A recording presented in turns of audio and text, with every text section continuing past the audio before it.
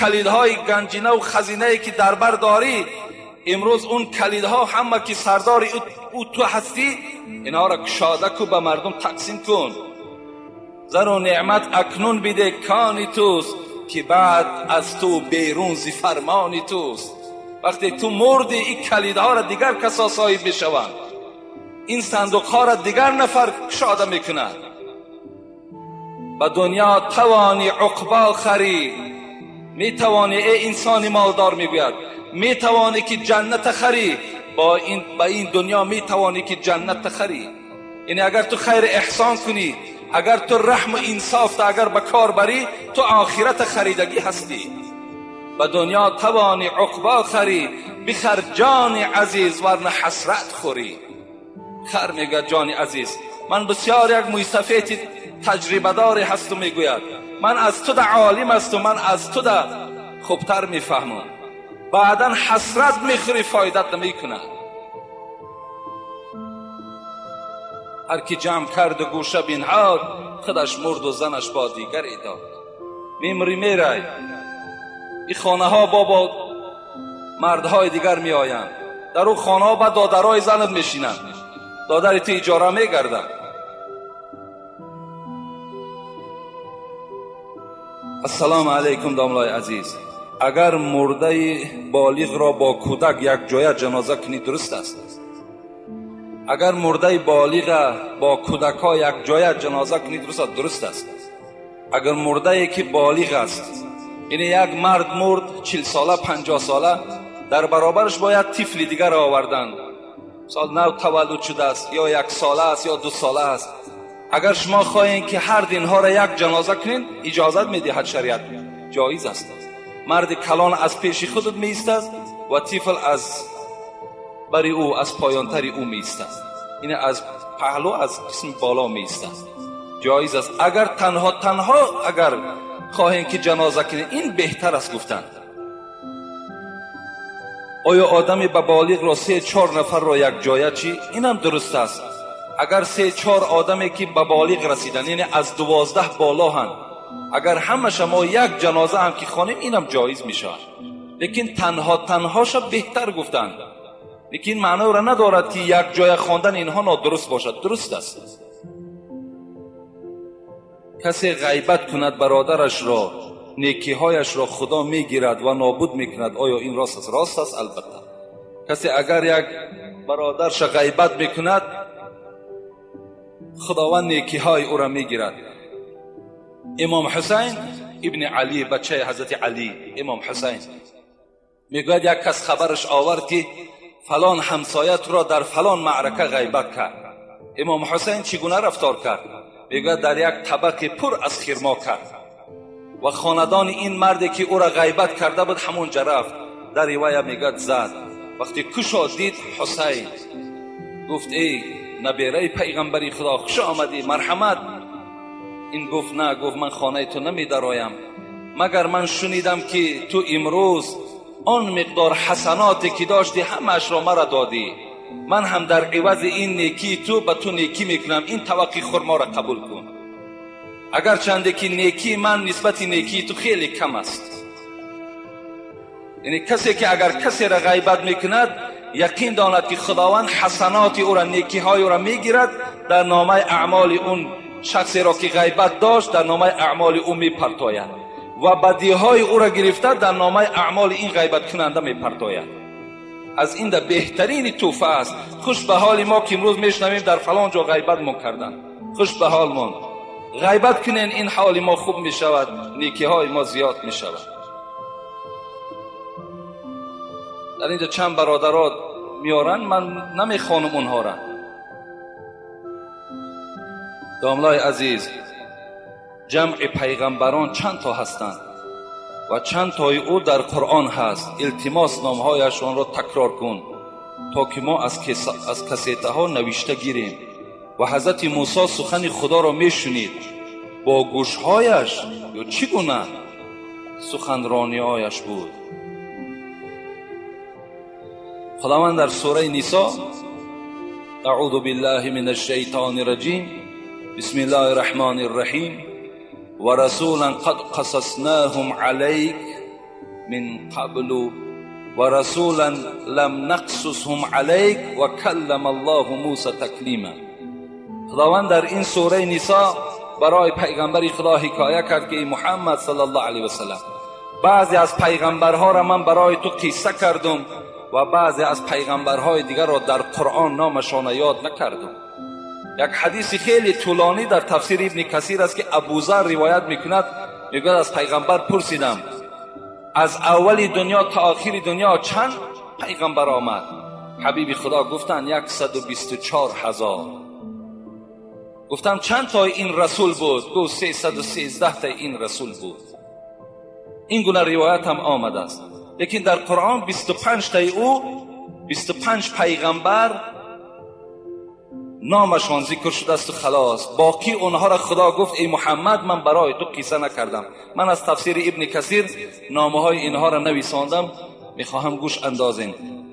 حضرت آدم، حضرت ادریس، حضرت نوح، حضرت هود، حضرت صالح، حضرت ابراهیم، حضرت لوط، حضرت اسماعیل، حضرت اسحاق، حضرت یعقوب، حضرت یوسف، حضرت ایوب، حضرت شعیب، حضرت موسی، حضرت هارون، حضرت یونس، حضرت داوود، حضرت سلیمان، حضرت الیاس، حضرت یسع، حضرت زکریا، حضرت یحیی، حضرت عیسی، ذوالکفل و حضرت محمد صلی الله علیه و سلم.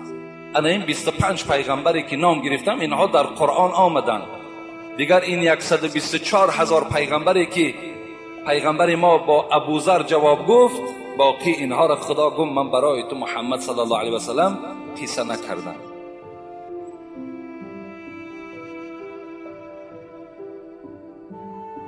السلام علیکم داملای شیرین سخن. ما از شما یک سوال داریم که یک گروه مخلصان شما جوابش را با پررگی میگردانیدید. التماس سوال ما همین است که در درون حمام غسل نماز جمعه را میکنی و با تنه لوچ طهارت کردن ممکن است یا نه؟ خواهش مرا رد نکنید، التماس بین ما جنگ شد، به داد ما برس. یعنی در حمام وقتی شما رفته آبازی میکنید شما گناهگار میشوید. یقین دانید که شما از ثواب جمعه محروم شدید. وقتی اگر شما یک جایه در حمام رفتید، حبیب خدا گفتن زمانی میشود که مردها دیوس میشوند. گفت چی گونه؟ گفت زنهای اونها در حمام غسل میکنند. این حدیث های صحیح پیغمبرند. در حمام یک جایه وقتی که شما آبازی میکنید ترک فرض میکنید، یعنی از زیر ناف تا زیر زانو که فرض است اینا که شما نمیپوشانید و اگر شما هم پوشانید و دیگرها که نمیپوشانند، این حالت ده همه شما گناهگار هستید. اگر در همون حمام ها اگر شما تنها اگر غسل کنید جایز است، همون نامرهایی که ما و شما میگیم اگر در اونها رفته غسل کنید جایز.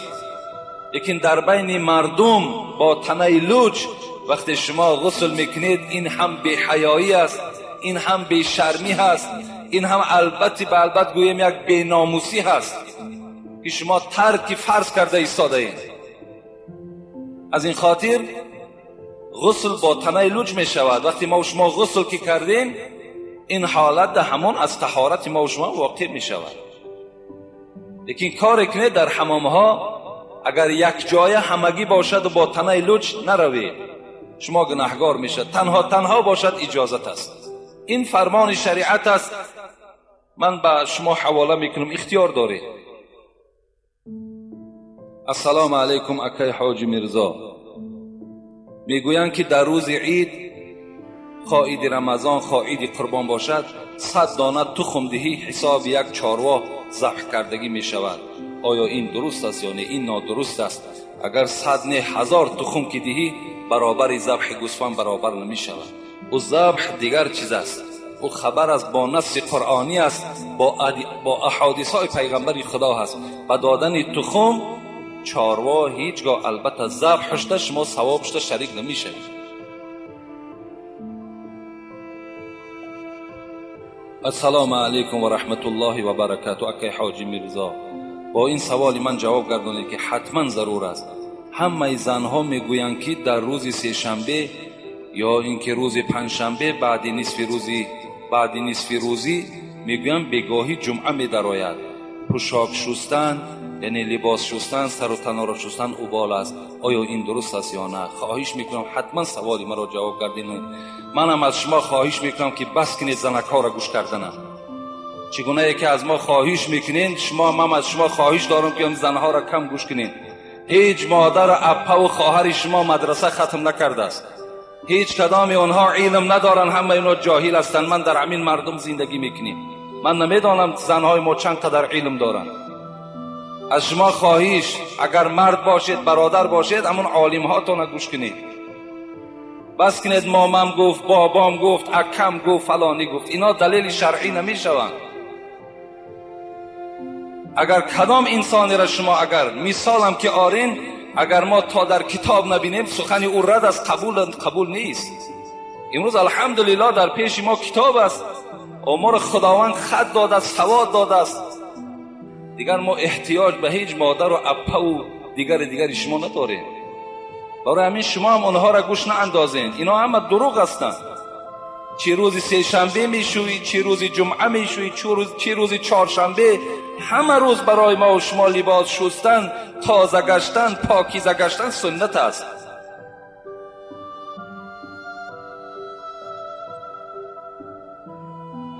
السلام علیکم و رحمت الله و برکاته. اکای حاجی میرزا، پیش از همه به شما عمر دراز و تنی صحت و دل بیغم را آرزو دارم.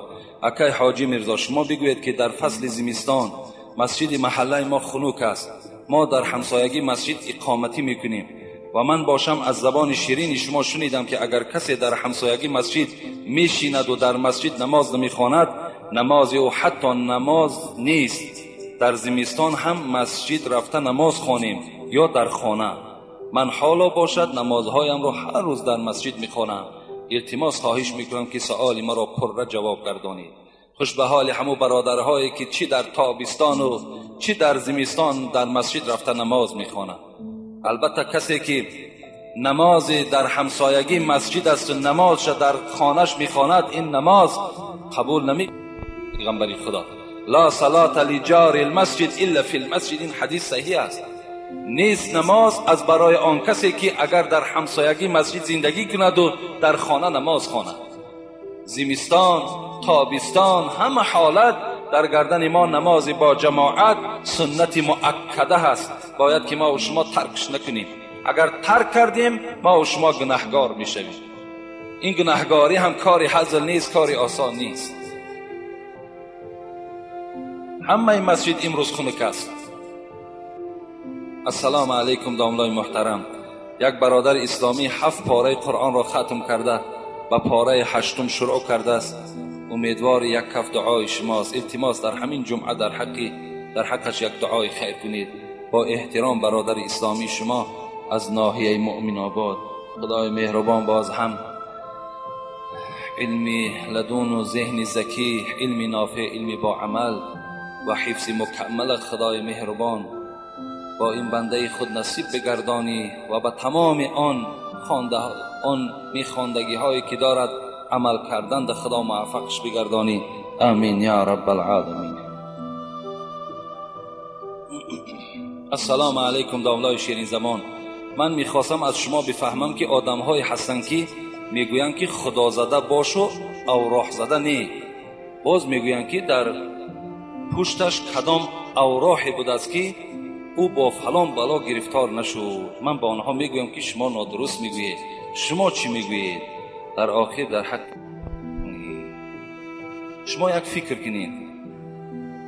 میگویم که در ما و شما که خدا زده باشه او راه زده نباشه. وقتی انسان خدا زد دیگر ارواح او را مددگار میشود. نخطون یک همین سخن گوش اندازید. از همه مشکل ترین خدا زدن است. وقتی خدا کی زد از دست ارواح چی می آید؟ این مثل همون سخنهای ما و شما که از جامان میخیزیم یا علی شعری خدا گفته مثل شیعه هاواری. ولی بسیاری از ما و شما همین عادت داریم از جامان که خیزیم یا علی شعری خدا. مدد کن، این کفر است، این شرک است. از یاد که میخیزی یا الله، مینشینی یا الله، پیرا مدد کن، پیرها مدد کردن نمیتونن، خدا مدد کن. اینا هست، باید این کلمه ها باید از زبان ما و شما دور شود. اینم به منزله امین است. پیرها مدد ما میکنن، اگر ما و شما نزدشان رویم تعلیم گیریم، تفسیر قرآن خوانیم، تفسیر احادیث ها خوانیم، مدد از همین خودش، یاردم کردن از ثواب میگیرن. لیکن از اونها مدد طلب کردن ده ما حق نداریم.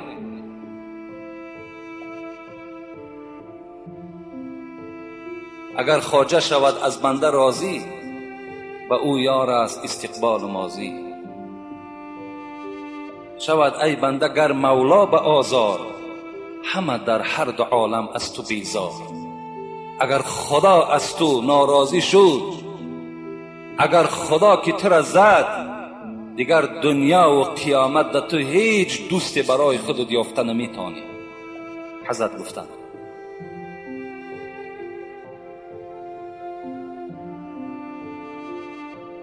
همین مسئله را هم خیلی با دقت باشیم.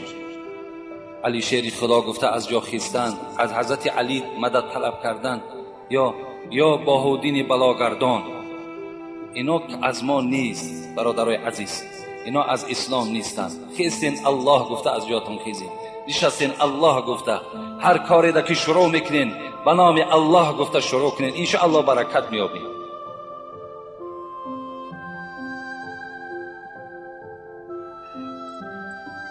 استاد عزیز، همین 4 مصرع خطی که من نوشتم اگر در درآمدگاه مسجد می نوشتید، از شما از ما تبرکانه خوب می شد.